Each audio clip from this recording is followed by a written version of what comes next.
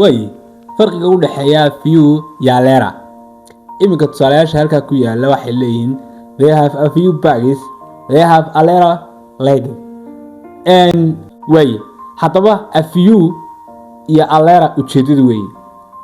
a few alera farqiga u dhaxeeya ka hadlayna hadaba maxay farqiga u dhaxeeya a few iyo alera farqiga u dhaxeeya wax kale ma aha horta marka ugu horeysha labadoodu waxay ka turjumayaan yaraan waxana jirta marna article-ka baa la raacinaya marna lama raacinayo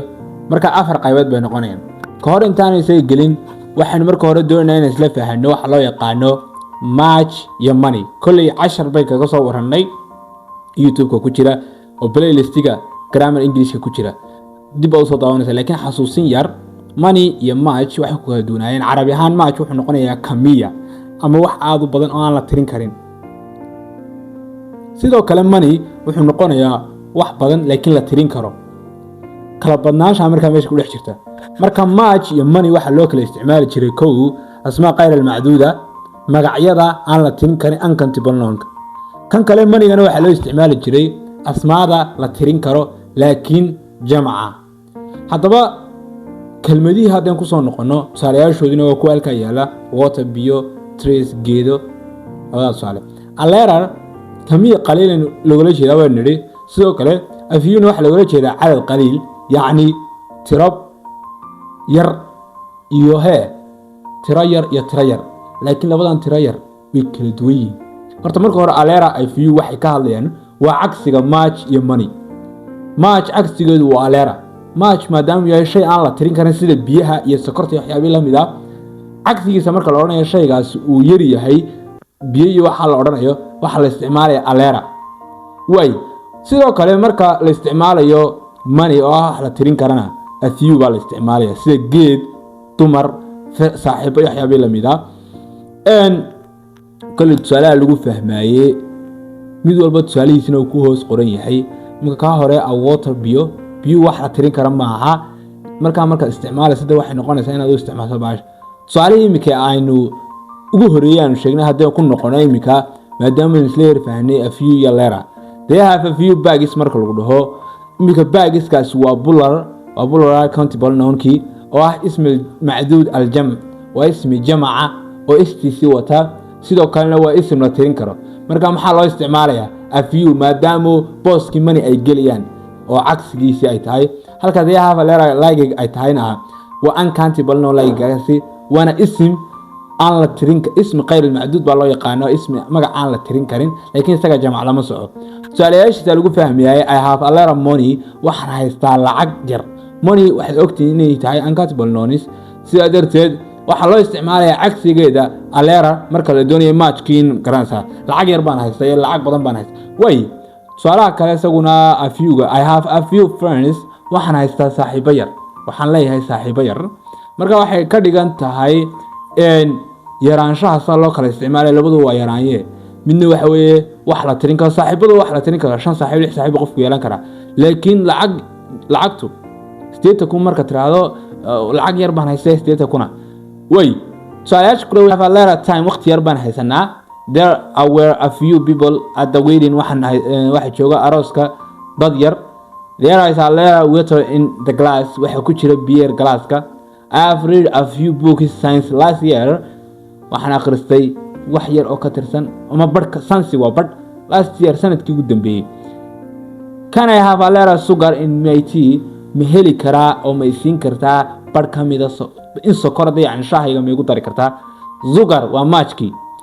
do you make a few mistake in the exam ma ku dhacday khaladaad yar yar imtixaanaadka marka alera few-ga si loo isticmaalay ujeedadu weeye taa marka laga imaado waxa jirta baynu alera ya few sidoo kale waxa jira alera few oo qoro aan article-ka hore ma garanaysa defendant-iga waxyaabaha mucarafaadka lagu garto aan la socon saalimka can you help me with my French homework ma igala shaqeynaysaa ayuu ku yiri iyada ku tiri luqadda Faransiiska oo loo soo diray homework haan lagu soo diray ma igala shaqeynaysaa sure I know a lot of French waan kala shaqeynaya waxaan garanayaa bar kamida French alera sansi oo kale u dhigmata bacd ama mar kale waxa ku yiri sorry I know a lot of French waan ka xumahay waxaan ka garanayaa Faransiiska wax yar marka aleerka halka ku jira iyo aleerka maxay ku kala duwan labada yaraansho waxay ku kala duwan wax kala ma aleerka hore ee article kula socdo waa yaraansho ay suuragal tahay inuu ka caawiyo inuu oo imka su'aalaha marka wax aan aad u si talax tagay laakiin casharkii ay markaas yeetay ay la fahmayso ama luqadii wax ka fahmayso aleera baa isticmaalaysa ina tiraado markan dambe uu yiri sorry negative noqoto I know letter French wax yar baan Faransiiska kalanaya su'aalahan salaam calaykum iyo calaykum salaam oo Faransiis hadad garanayso de Faransiiskina wad garanaysaa hadana de wax kugu filan ma garanayso marka waxay noqonayaan aleera yaraanshahaas waa yaraansho ugu filan inaan ka caawiyo yaraanshahan dambena waa yaraansho aan ugu filan inaan ka caawiyo su'aalahan kale the meeting start at 4:00 PM can you finish the report before that kulanku ibloomi 4:00 ma dhamayn kartaa inaad ma awood inaad dhamayso inta kor dadana wuxuu ugu jawaabaysaa gabadho yes I think waan u malaynaya I can finish it in a few hours inaan saacada ku dhamaynayaan u malaynaya saacadaha afyugaas way yariin laakiin waxay ku filan tahay inay ku dhamayso reportka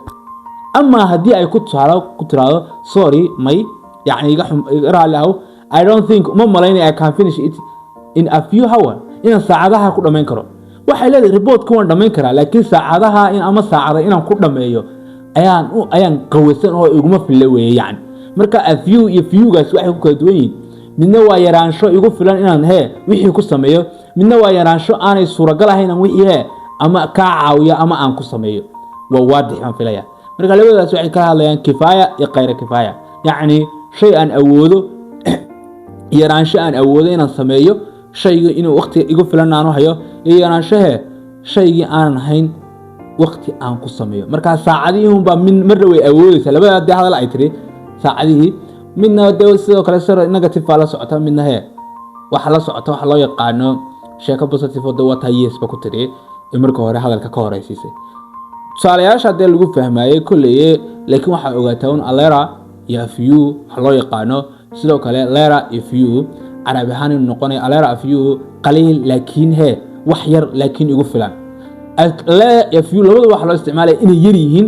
marka article kula socdo laakiin igu filan lera iyo few marka aan article kula socona waa wax yar laakiin aan igu filan way hadal dhamaad waxa weeye waa yaraansho qofka ku filan ama time ahaado ama magaranaysa cunaha ay xabiila mida lera iyo few-gana waa yaraansho laakiin si aan ku filan ama cuntahaado ama ahaado waxyaabaha la mid way kulli inta inaan ku joojinaa waxan